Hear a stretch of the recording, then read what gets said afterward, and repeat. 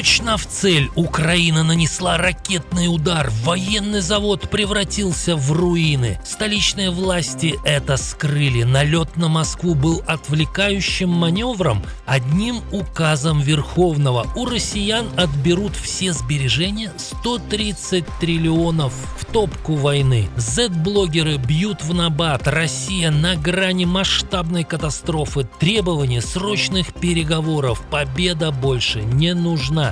Россияне сказали свое слово. В Кремле заговорили с инопланетянами. Посланник Путина благодарит за смену власти. Намечена следующая отставка. Об этих и других событиях к утру вторника, 23 июля. Утро вторника, пока вы просыпаетесь, мир уже давно не стоит на месте. Сейчас обо всем расскажем. Это Нехта. Я Олесь Корниенко. Сильно разгорается. Там прям большой этот. Я что-то даже не знаю, что взорвали-то. Что-то нормальное взорвали, видимо. Мощная атака на военную промышленность государства-агрессора. Под ударом оказалось предприятие, которое производит электронику для самых известных видов оружия России. В Воронеже был атакован завод полупроводников. Именно здесь выпускают компоненты для ракет Х-101, «Калибр», комплексов «Искандер», С-400 и «Панцирь». Короче, обломки вон из этого завода вывалились, все лежит на дороге, дым заполнил все небо. Местные жители публикуют кадры последствий удара, а российские власти пока избегают комментариев. Z-каналы утверждают, что предприятие могло быть атаковано ракетами Storm Shadow. Это удар не просто по отдельному заводу, а по цепочке производства российского высокоточного оружия. А такие объекты восстанавливаются гораздо дольше, чем очередной склад или нефтебаза. Симптоматична реакция очевидцев. У нас тут вкусняшка происходит, смотри.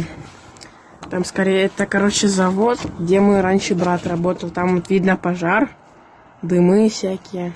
Фу.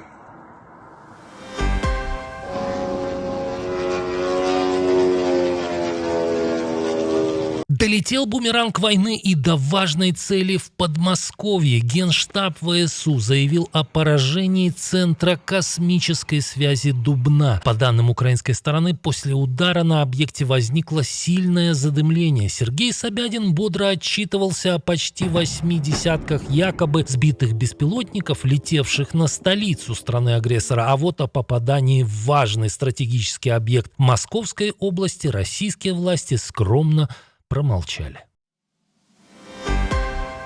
Похоже, в Кремле злоупотребляет не только Дмитрий Медведев. Странные вещи начал писать и Кирилл Дмитриев. Друг семьи Путина поставил себе в заслугу отставку британского премьера, но не только себе.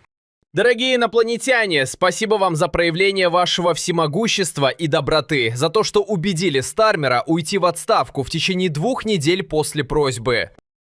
Усилия другого Кирилла, патриарха РПЦ по укреплению православных духовных скреп, похоже, пошли прахом. И Дмитриев снова обратился не ко Христу, а к зеленым человечкам. Теперь он попросил инопланетян отправить в отставку Мерца. А вот другой соратник Путина смотрит на вещи трезвее. Дмитрий Песков не ожидает смены политического курса Лондона.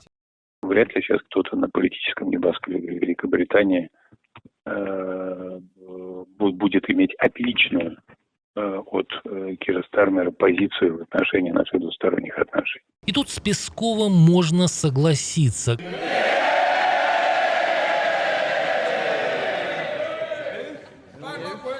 Главного кандидата в новые премьеры Великобритании Энди Бернема называют последовательным сторонником Украины.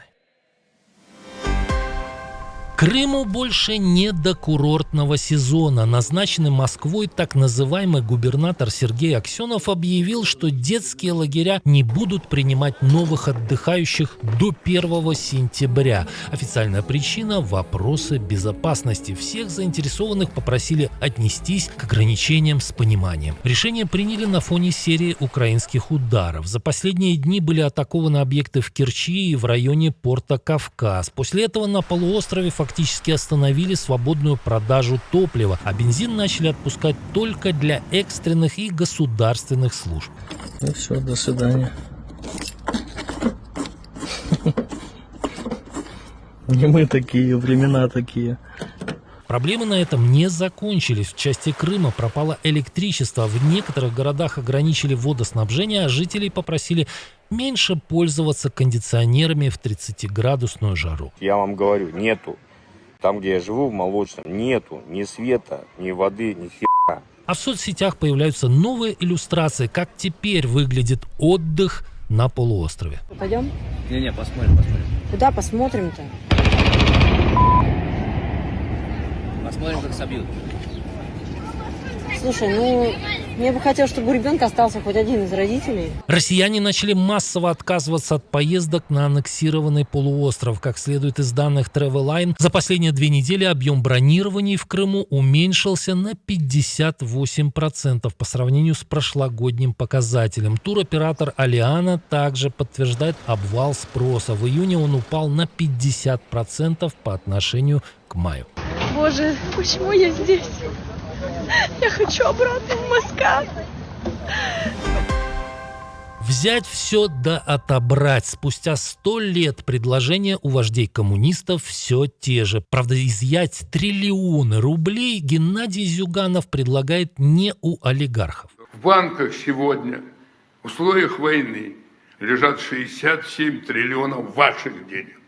67. И 63 триллиона предприятий. В сумме 130 триллионов. Это 3 государственных бюджета.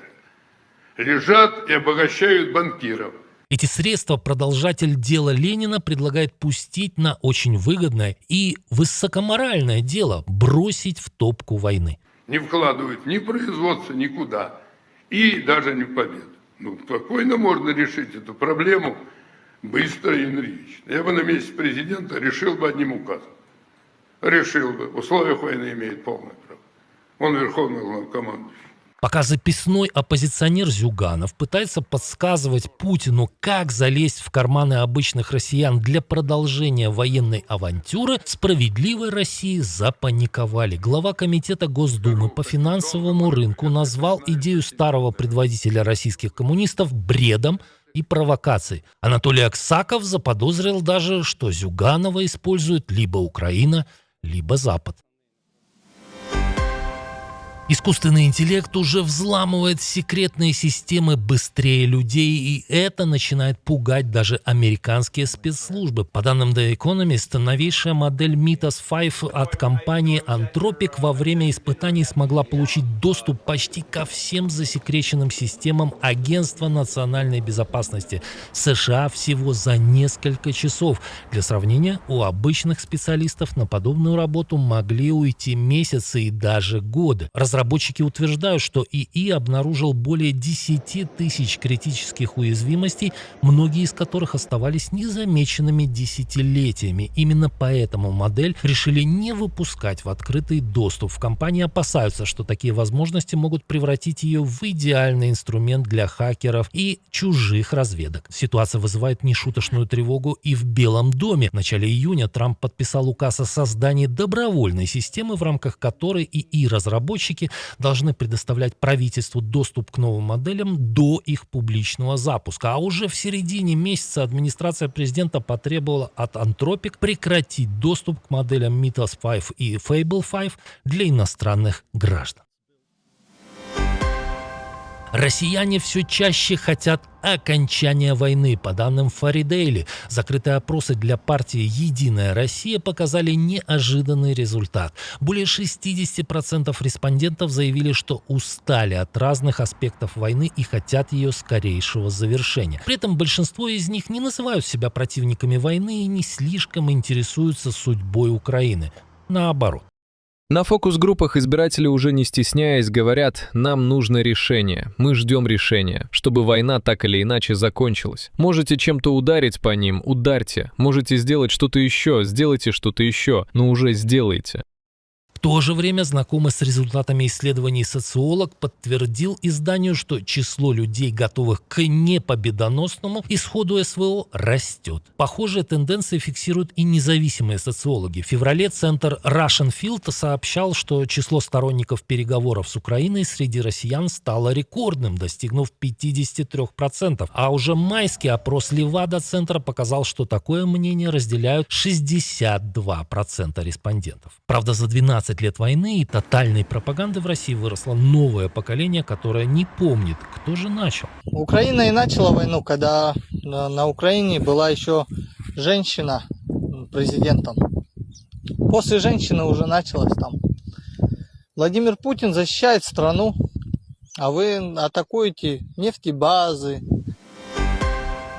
Российская гражданская авиация разваливается на глазах. Еще у одного пассажирского Суперджет-100 прямо в воздухе оторвались капоты двигателя. Как сообщает телеграм-канал «Авиаторщина», инцидент произошел сразу после взлета самолета авиакомпании Red Wings из Екатеринбурга. Экипаж заметил проблему и принял решение вернуться в аэропорт. После выработки топлива лайнер благополучно сел, никто не пострадал. Это уже 4-й подобный случай с отрывом капотов у Суперджет, причем 2-й с начала года. По оценке «Новой газеты Европа», в прошлом году число инцидентов с самолетами российских авиакомпаний подскочило примерно в 4 раза. И главный вопрос, как долго еще удастся избежать трагедии. Тем временем риски растут не только из-за качества российской техники. Из-за дефицита и роста цен на авиатопливо уже тестируют полеты на обычном бензине стандарта Евро-3.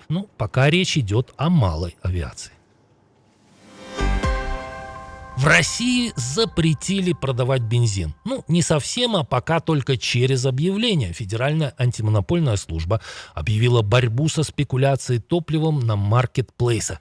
По данным ведомства, на фоне перебоев с поставками все больше людей начали скупать бензин и дизель для последующей перепродажи через интернет. Первым отреагировал Авито. Площадка временно скрыла объявление о продаже топлива и переписывает правила для этой категории. На Озон и Wildberries ситуация еще жестче. Продажа бензина там запрещена, а такие объявления блокируются еще до публикации. Автомобилисты в Крыму продолжают демонстрировать оптимизм. Будем ориентироваться по обстановке. Надо будет, пешочком походим. Будем меньше ездить, пересядем на общественный транспорт, на велосипед, пешком. Известные Z-блогеры уже бьют в набат. Евгений Гольман, не хуже экономического эксперта, прикинул, что дефицит топлива приведет к срыву уборочной, а это потянет за собой целый ряд проблем. В стране и так жопа, скорее всего, даже очко. Поэтому закупайте гречку, масло. В стране будет скоро, думаю, пиздец. Думаю, что вы не пожалели, что досмотрели этот выпуск до конца. Возвращайтесь вечером за новой порцией новостей.